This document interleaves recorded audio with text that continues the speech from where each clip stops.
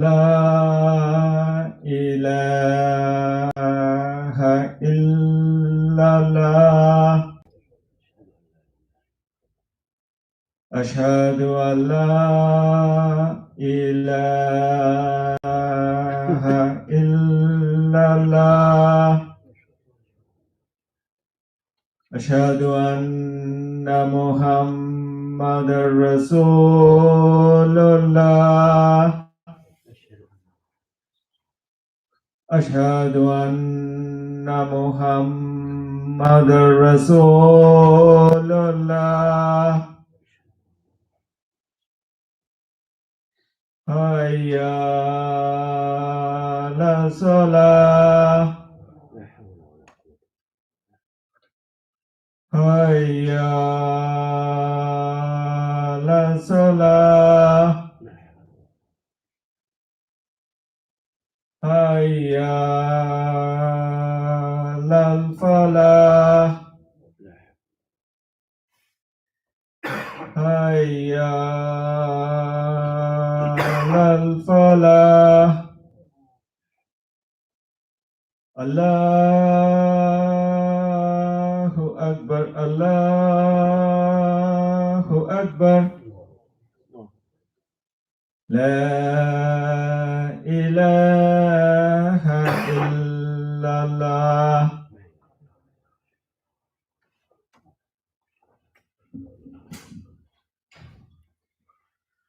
Bismillahirrahmanirrahim.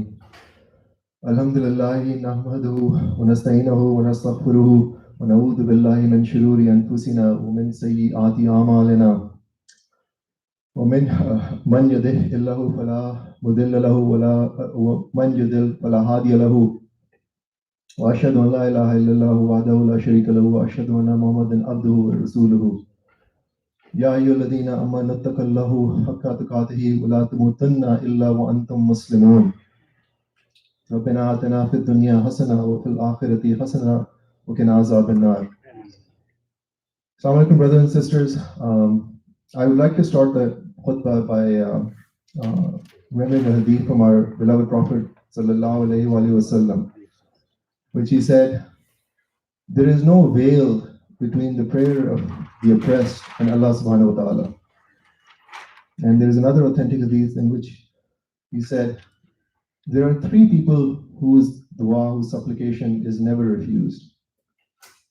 The first is the one who is fasting until he breaks their fast. The second, that of a just ruler. And the third, that of the oppressed.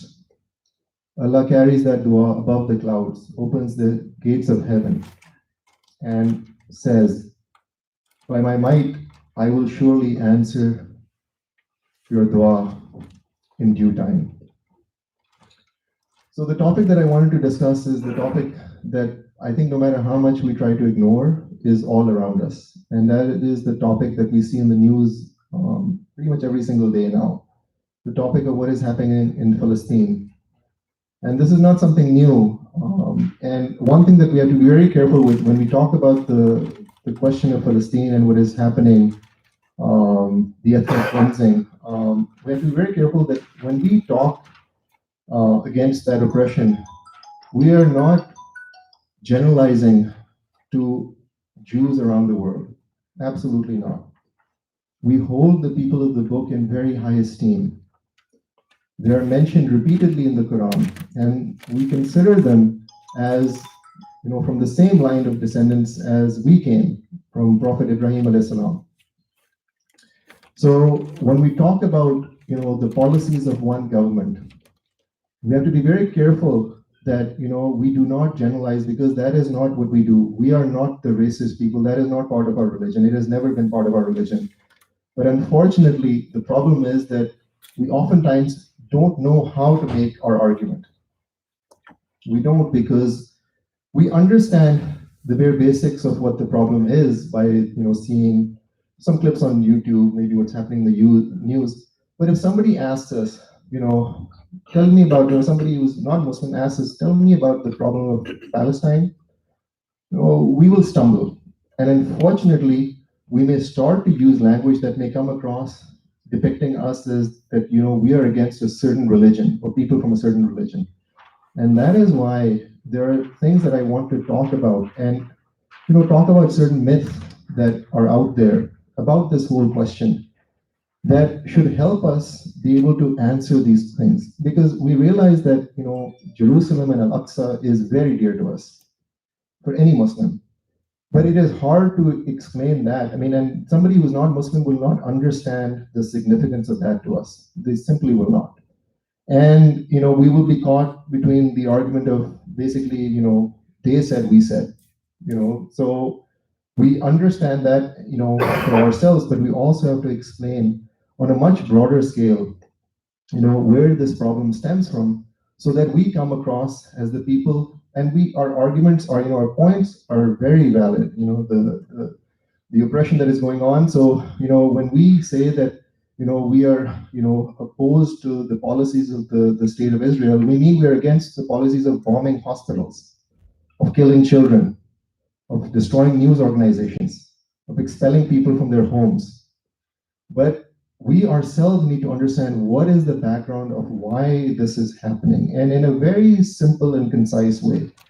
And this, this whole issue has, some very basic roots that, will come across in a way that we have to understand, where does the other side come from as well? What led to this whole thing? So there is a statement that is at the core of, the settler colonial project that is the state of Israel. And that statement is, it was said by a person by the name of Theodore Herzl in 1897. And the statement was, "This is a land without a people, for a people without a land." And built within that statement were some very key myths, which I will try to explore. So one of the key myths is this, they're referring to the land of Palestine.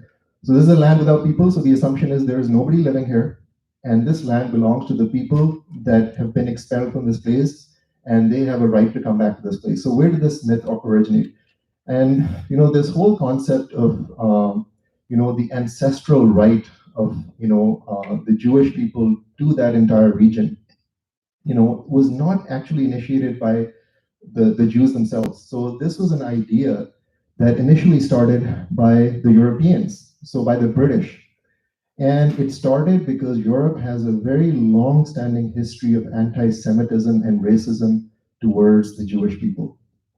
It started as an idea that, mainly by the British in the early 1800s, in that they wanted to expel their population of the Jewish people to somewhere else.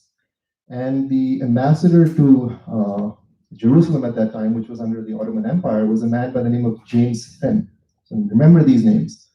He was posted in Jerusalem somewhere in the 1830s to 40s. And he was deeply Islamophobic, racist towards the Arab population. And he, mentioned to, the British government that, this is the perfect place because, there's some history behind it as well, that we could move, the Jewish population to this land. And this idea kept percolating. And then in 1860, there were two German priests that founded the Temple Society.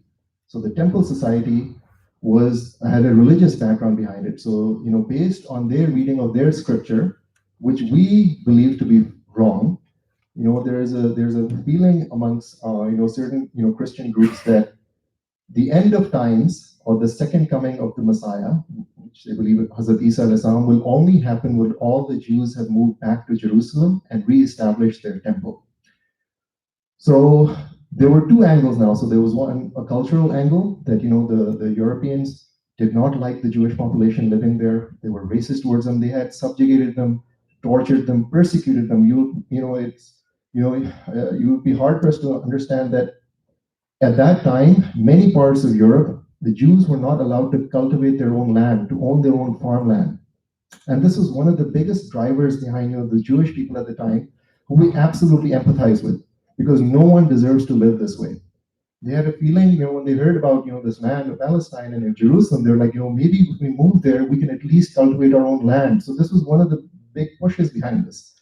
So now you have a religious angle, And the religious angle is pushed by, the Christian extremists in Europe, mainly, for their own vested interest. They were not, it wasn't out of love for the Jewish people. Their belief is when the end of time comes, when all the Jews move there, the Messiah will come and he will destroy all those that are not Christian. That includes the Jews that would move there. So this is not out of love. It was a very cynical, feeling. Now, around that same time, so remember this, it was, James Finn and the British started to get this idea, then the Temple Society got founded, and then this man called Theodor Herzl, who is venerated in the state of Israel and in Zionist circles everywhere because he is the founder of the concept of Zionism. Was born in 1860 in what was at that time Austria-Hungary. And he grew up in this whole environment of seeing the persecution that the Jews were going through in Europe at that time. And there were two movements going on in Europe at that time for the Jewish people that were trying to, somehow reconcile this. So there was one group of Jews who were very orthodox, and they felt that all this persecution they were facing, it would be better if they just formed their own insular societies, or if they closed off, just focused more on their religion, and that would take care of it. The second group was this reformist movement in Judaism. The reformist movement was that they said that maybe if we give up certain parts of our religion, we can assimilate better in Europe. And both these options failed. And Theodor Herzl saw this. He saw that whichever option you pick, whether you try to assimilate or whether you try to become more insular, it does not work. And there were pogroms and mass persecution. In 1880, there was a mass killing of Jews in Russia. And this kept, this idea kept growing, and people slowly started to move. There were the initial settlers at that time from Europe into what was at that time Palestine. Now, the interesting thing was when some of them would move, they were always given this idea that this is an empty land, there's nobody there. And when they would move there, they would see that there are already people living there. And this is based on evidence of letters that they have written themselves. When they say that we moved here, there are already people living here, we have nothing in common with them. But one of the things that was always a common theme, the people that were settled there at that time would still accept them. They would live side by side with them. They actually did start up businesses with, with the people that were already living there. And, this whole concept of, there were people that were not there. There was a census done in the late 1870s by the Ottoman, government at that time. And in the land which was, Palestine or Greater Palestine at that time, there were about 450,000 people living there. 87% were Muslim, 10% were Christian, and 3% were Jewish. And all three populations were thriving. So this is not a barren land, this is a very fertile land. So in 1897, after Theodor Herzl, saw what was going on, he organized the first Zionist Congress. And that is when he said this phrase, a land without a people for a people without a land. And his idea, so what is Zionism? Zionism is a concept of establishing a nation state for people that speak Hebrew, purely on that basis, but it had no religious background. And actually this concept was rejected by most Jews at that time. So most Orthodox Jews felt that this is not right. This was even rejected by the liberal Jews. And they felt that their home is right there in Europe. And the Orthodox Jews, the ones that, based on their own scripture, they felt this was against their religion. And even if you talk to many Jews around the world, the Orthodox Jews that are living in the US, they would say that their scripture says that they are not allowed, they should not go back to the land until the Messiah arrives. Now, again, that is their reading, but there was, again, no religious background, for this concept of moving back. So it was purely a way, it was an ideology because, certain people were oppressed, which is absolutely wrong, but they wanted to find a way out. So this idea kept going. It didn't catch on. Theodor Herzl died in 1904, but then the British had never forgotten this. And their idea, and a lot of Europeans, including the French, their idea was always that they considered this the Jewish problem, and they wanted to displace these people somewhere else. Which again, if you look back at history, the places where the best refuge has been found by the Jewish people, it has always been in Muslim lands. So whether it was the time of the Crusades, when the Crusaders came and massacred people in the thousands, so much so that there were rivers of blood running in Jerusalem. And when Salahuddin, we know this, and this is even written by Western historians, there was general amnesty. And in places like Spain, when the Inquisition happened, and Muslims were expelled, they expelled the Jews with them. And where did they find refuge? Again, in places like Palestine and in Syria. So the tragedy of the events that unfolded was the First World War. So the First World War, the Ottoman Sultan sided with the losing side, with the Germans. And when they lost, this plan was, we know that Germany and the Ottoman Empire lost. And when they lost, this plan was already made of how do we, divide up this place. So remember this as well, and you should read about this, the Sykes Eco Agreement. This was a secret agreement that happened in 1916 between the French and the British. And in it was decided that, and by the way, at the time, the Great Britain had supported a lot of the Arab tribes to overthrow the Ottoman Empire. And they had promised them that if you help us in this, we will actually give you this land, this land of Palestine. But obviously, there were never any intention to keep that promise. And there's a very famous movie called Lawrence of Arabia. He's kind of led the Arabs, and he's a great hero, in circles.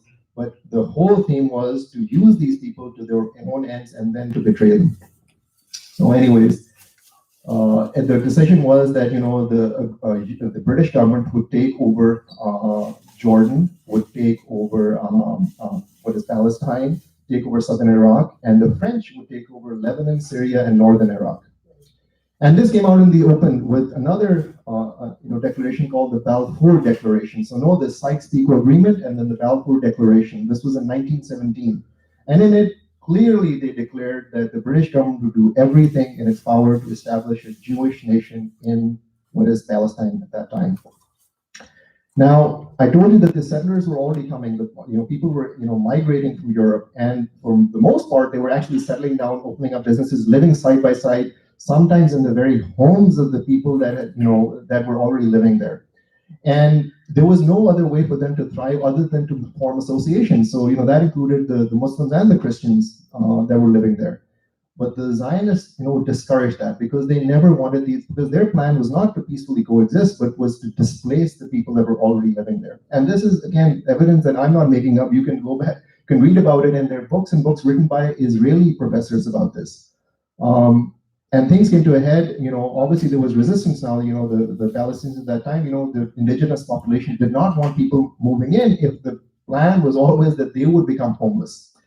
And by 1945, there were about 500,000 settlers out of a population of 2 million. And they owned about 7% of the land. But this did not fit in with their plan because, the plan was always that, we need the whole space. So if you're only about a third of or the fourth of the population and you own just 7% of the land, there's no way that you can take over. Which comes to the next point, which is the Nakba. And the Nakba is something that you hear about, but what is the background of the Nakba? It was not a spontaneous thing. So the Nakba is catastrophe. So it occurred in 1948, which was over a 7 to 8 month period. Hundreds of thousands of Palestinians were expelled, forcefully expelled from their homes. About 500 to 600 villages were destroyed. 11 urban centers were emptied. Any boy over the age of 10 was put away in labor camps and in prison. There were mass executions, mass rapes. There's a massacre by the name of the Deir Yassin massacre, which is the only one that is now publicized, but we know of. But the plan behind that started 10 years ago. So there are documents now available that the first prime minister of Israel, his name is David Ben-Gurion, he had a meeting with the leadership and he decided that, the only way that we can take over this place is if we expel, the population. And their plan was if we expel about 100,000 Palestinians to Syria, then that's a good start. And that is documented, that is verified. There's no argument about that. And again, to point out these things is not anti-Semitic. It's not. These are facts of history. When we talk that we're talking about specific events, this again does not, involve, people that are living outside of the U.S. that have actually raised their voices, Jewish people that have raised their voices against the oppression that is going on. So the Nakba, took place, and one myth that is described is that, these people voluntarily left their homes. No, there was nothing voluntary about it. You don't voluntarily, hundreds of thousands of people just suddenly leave your house, and obviously in many cases when they returned, their houses were taken over or destroyed. And from that day till today, there are about 7 million Palestinian refugees, and there are three categories of refugees or displaced people. The first category, which is the largest category, are people that were expelled at the time of the Nakba and went to places like Syria and Jordan, Lebanon, and basically live there as refugees, as stateless people. Then there's the second category of people that are living in the state of Israel, and they form about 17 to 20% of the population. Again, they have fewer rights than the other citizens that are Jewish, simply because of one simple reason, that one of the things that gives you equal rights in the state of Israel. I know that there's other myth that Israel is the only democracy in the Middle East. That's not true. A democracy, a fully functioning democracy, gives rights to everyone within its borders. So one of the core tenets of having equal membership is to serve in the Israeli Defense Forces. And without that, you don't have access to equal housing. You don't have access to many rights that the average citizen has. Furthermore, some of the internally displaced people can be stripped of any right to Palestinian residency if they don't meet three criteria. The first criteria is if they live outside of Jerusalem for more than 7 years and they obtain the citizenship of another nation, they cannot have any more claims. The second is they have to show that they have roots or ties. I mean, how do you have to show and prove to the other side that you have actual roots within Jerusalem? And the third is that you basically have to show that you will not cause any trouble, essentially.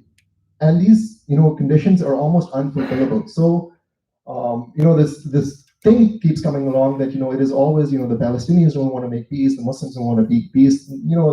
I'll tell you a very interesting thing. In 1928, when the British were ruling Palestine, they met with the leadership of both the Zionists and the settlers and the Muslims.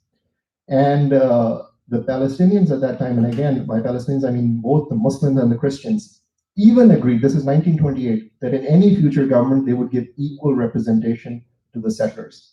Imagine that. So this whole idea that, they're not willing to negotiate, they've always been troublemakers, is an absolute falsehood. I'll tell you one other interesting myth, and that is the right to return. That is the premise of this whole argument that, the Jewish people were here first, and that is why they have a full right, which I said even earlier, that many Orthodox and practicing Jews actually think that it is against their own scripture. But let's take that argument for a second. That they were here. It's like, this is almost a childish argument. When kids argue that I'm sitting in the car, that I sat here first, so that's why this is mine forever. This is the kind of argument. But let's go and examine that. So for all the history that we know, about 3,000 years ago, Dawood alayhi salam, or King David, as in conquered what is now Jerusalem. 30 to 40 years later, his son Sulaiman alayhi salam, built the first house of worship, which they call as the Temple of Solomon. This was, and there were, many attacks on Jerusalem, and eventually this temple was destroyed 400 years later. So about 2,600 years ago, that temple was destroyed. And then after that, this temple was rebuilt by King Herod. But King Herod was not an independent king, and he was under Roman rule. And this was around 70 BC. So, and it was eventually, the second temple was also destroyed sometime in the early, I think 50 to 60 AD. Now, if we look at the timeline of how long different people have controlled Jerusalem, and I did my own research in this, and this is, you can look it up yourself as well. The total amount of time that Jerusalem was under, or Palestine was under Jewish control, was about 200 years. This is in the last 3,000 years. The total amount of time that the Christians controlled Jerusalem is about 400 years. So this is the Byzantine Christian era, and then at the time of the Crusades. And the total amount of time that Jerusalem and Palestine has been under Muslim rule is over 800 years. So by that alone, if it is just the length of time that people have lived, but let's go back further. Let's examine the myth that they were there first. Well, who was there even before that? 3,500 years ago, it was the Egyptians and the what are known as the Canaanites, and their descendants live in modern-day Lebanon and Egypt. So by that default, that entire area belongs to the Lebanese and the Egyptians. So you keep going back and back, but the whole premise is who has lived there the longest. And by this, we do not mean that, Jews and Christians, absolutely all three religions have, inherent, rights to that land to be able to live there in peace. But there's no exclusive rights to one particular people. And this is how it was dealt with even at the time when it was under Muslim rule. The places of worship that were important to Christians and Jews were protected, and you were allowed to, visit and worship at any time. So I will continue this, what lessons can be gained from this, but I hope that this little bit of history lesson will make it a little easier because, many Muslims, when I talk to them as well, I will tell you, they will echo the same arguments that are coming from non-Muslim sources. They will say the same things that, they were here first, ancestral right, why don't these people just make peace with them? So hopefully this gives you a better understanding of when you argue, without being, anti-Semitic and racist, you have to have coherent arguments when you are arguing your case. ربنا آتنا في الدنيا حسنة وفي الآخرة حسنة وقنا عذاب النار اللهم صل على محمد وعلى آل محمد كما صليت على إبراهيم وعلى آل إبراهيم إنك حميد مجيد اللهم بارك على محمد وعلى آل محمد كما باركت على إبراهيم وعلى آل إبراهيم إنك حميد مجيد.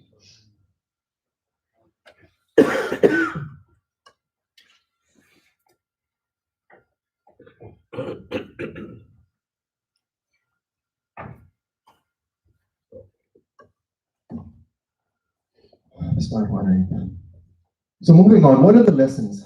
And I will tell you there are some very key lessons of what's going on. This whole issue has been going on for the last 100 years roughly. And 100 years is very small in the span of human history. And we know that everything that happens in history and in time carries lessons for us. Whether it is good or bad, these are examples that are given to us to understand how do we behave when we are oppressed, and how do we behave, when we are in power. And the biggest lesson to understand is,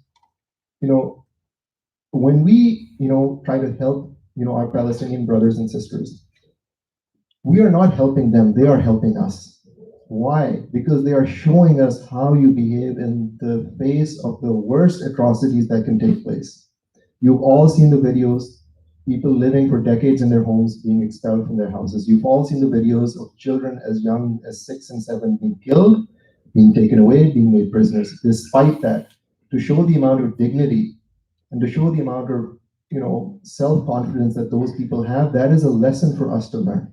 That in terms of adversity, oftentimes they have nothing except for, faith in Allah subhanahu wa ta'ala and the knowledge that they are on the right path. And by this, we never condone, violence. That is, again, that is not part of our religion. But we absolutely have to raise a voice when there is oppression going on. When there is injustice, that is part of our religion, that we say that this is not right. And saying something which is wrong, is again, if something is wrong and everyone is doing it and you're the only one doing it, it doesn't make it right. At doing something that is right, and even though everyone else is not doing it, it still means you're on the right track. The thing to understand is that when we see these injustices going on, we also have to understand that some of the lessons are that, we may think that somebody is, in a great position and, they have all the power, but you also have to understand that maybe that is a curse from Allah subhanahu wa ta'ala. In many ways, having power is a bigger curse than being oppressed. Because if we truly understand that this life is temporary and the akhirah is the real, then in that case, all the people that are oppressed anywhere, they're already winners. And it is the people that have been given this long chain by Allah subhanahu wa ta'ala to do as they please, they are the ones that are the losers. In the modern context, what is happening right now in the last month, I know that when you read about it, it seems very simple that, it was because the people were being expelled from this place called Sheikh Jarrah, which is a refugee camp. And, because there were protests, and so that is why, the police invaded, Al-Aqsa, mosque, and, there were clashes. And there's no clashes. There's one side that is the army and the other side that has rocks and stones to throw. But anyways, but to go behind that, why this is happening is because the state of Israel right now is led by one of the most corrupt leaders in their history. And this is not something that I am making up. This is, if you read up about, Benjamin Netanyahu, you will read that he has corruption cases on him. So what has happened in the last 2 years is that there have been 4 elections that have taken place in Israel, and a government has not formed.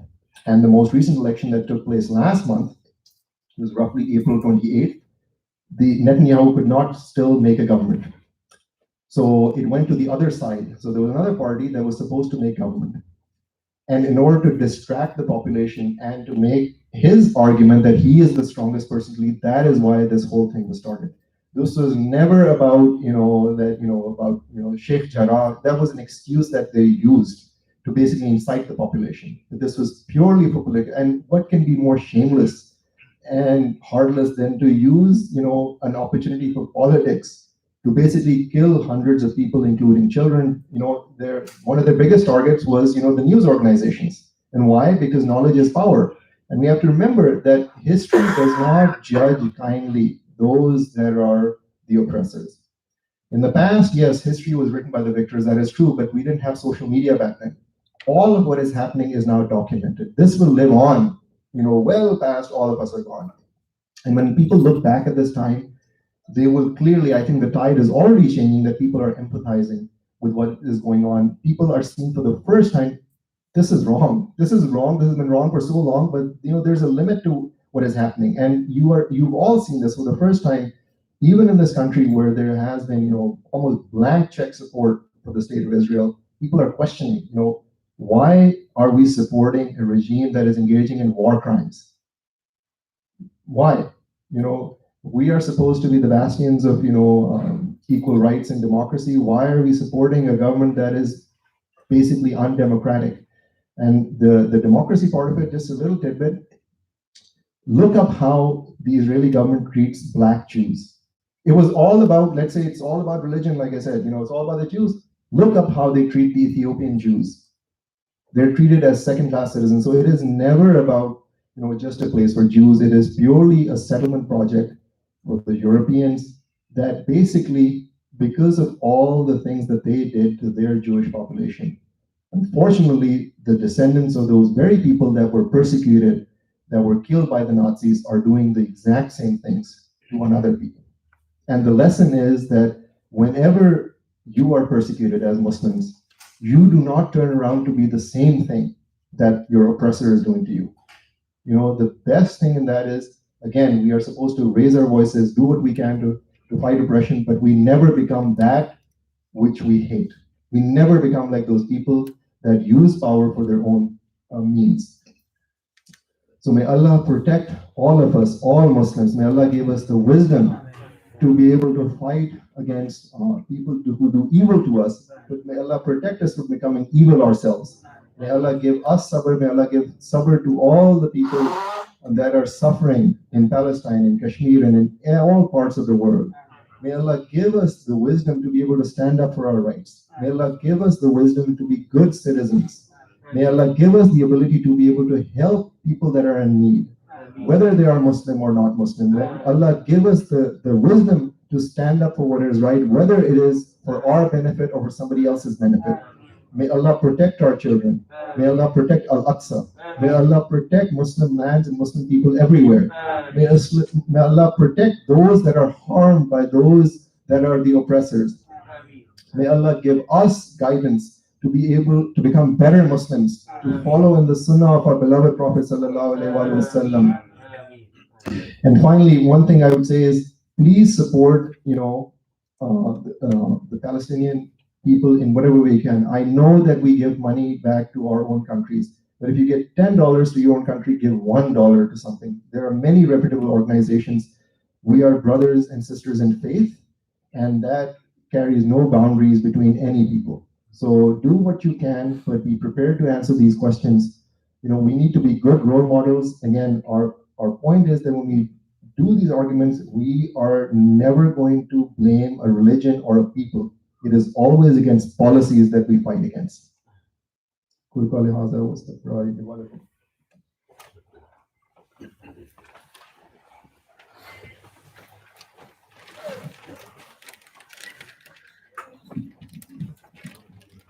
Allahu Akbar, Allahu Akbar, Shadu an la ilaha illallah, Shadu anna Muhammad Rasulullah, Ya la salah, Ya la falah.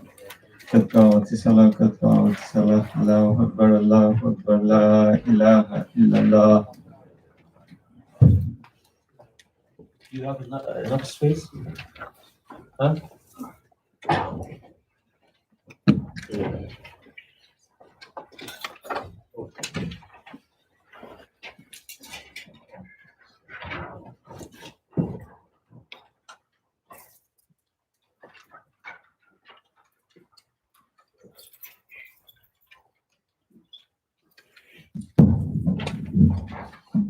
استقيموا الصلاة يرحمكم الله. الله أكبر.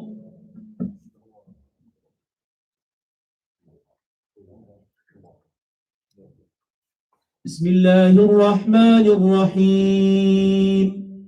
الحمد لله رب العالمين الرحمن الرحيم مالك يوم الدين إياك نعبد وإياك نستعين اهدنا الصراط المستقيم صراط الذين أنعمت عليهم غير المغضوب عليهم ولا الضالين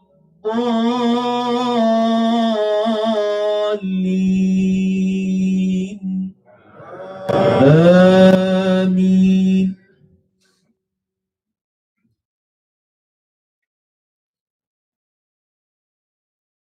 بسم الله الرحمن الرحيم. إذا جاء نصر الله والفتح ورأيت الناس يدخلون في دين الله أفواجا فسبح بحمد ربك واستغفره إنه كان توابا. الله أكبر.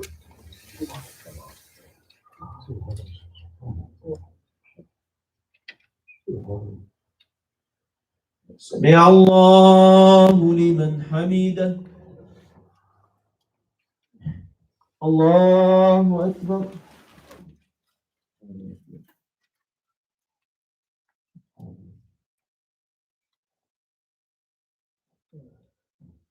الله أكبر.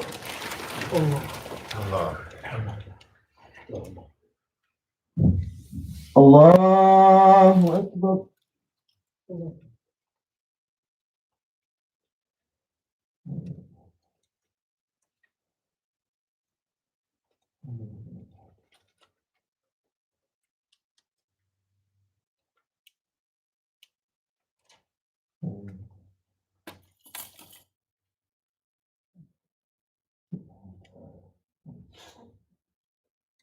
الله أكبر. بسم الله الرحمن الرحيم. الحمد لله رب العالمين الرحمن الرحيم مالك يوم الدين إياك نعبد وإياك نستعين اهدنا الصراط المستقيم صراط الذين أنعمت عليهم غير المغضوب عليهم ولا الضالين. بسم الله الرحمن الرحيم. قل هو الله أحد الله الصمد لم يلد ولم يولد ولم يكن له كفوا أحد. الله أكبر.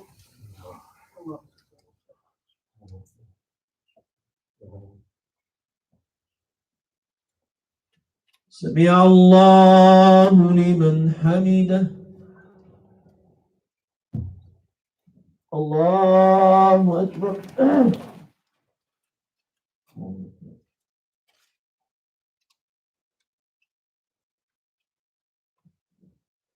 الله أكبر.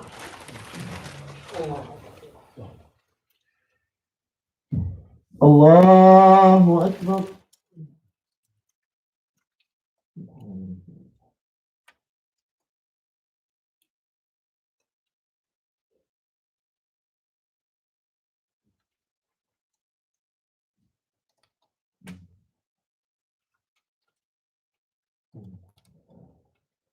الله أكبر.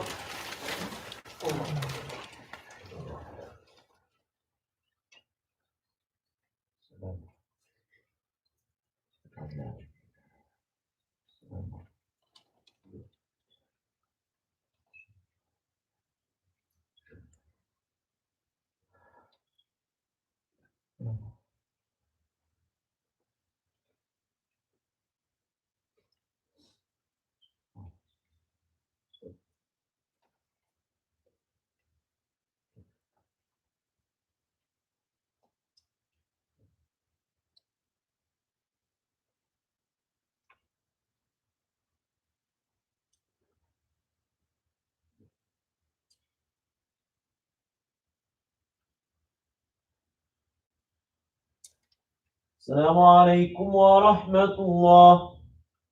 السلام عليكم ورحمة الله.